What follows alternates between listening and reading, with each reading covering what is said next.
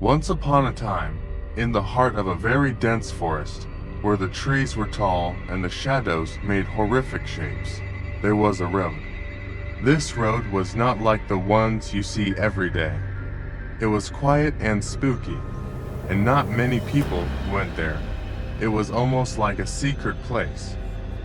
One day, a man named John was driving his car on this road. He was going somewhere very important, but suddenly, his car stopped. It got stuck in the mud. John tried to make it move, but it wouldn't budge. John felt scared. It was getting dark, and he was all alone. He got out of his car and stepped onto the ground. But the ground was all squishy and sticky because of the mud. It made splashy noises when he walked on it. The trees around John seemed to lean in close to him, like they were trying to whisper something.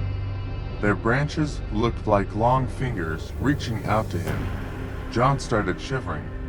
He knew he had to find help, but he didn't know where to go.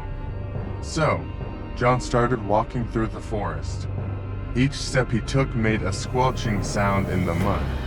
It felt like the forest was swallowing him up, like he was getting lost in a dense maze.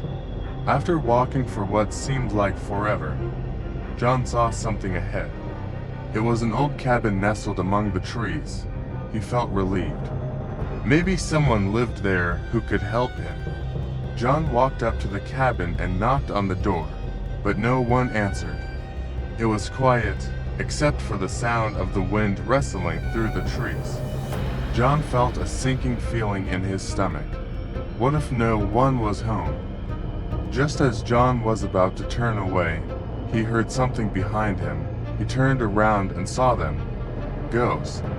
They were floating towards him, their eyes glowing in the dark. John's heart started to race. He tried to run, but his feet felt like they were stuck in the mud. The ghosts got closer and closer, reaching out to him with their ghostly hands. John closed his eyes and screamed for help, but no one came. The ghosts surrounded him, their voices echoing in the night. John felt like he was trapped in a nightmare. With nowhere left to run, John fell to his knees, his screams drowned out by the chilling laughter of the dead. And as the darkness swallowed him whole, he knew that he would never escape the haunting mud that claimed him in the end. He was never been found. Seems like he was not the first victim.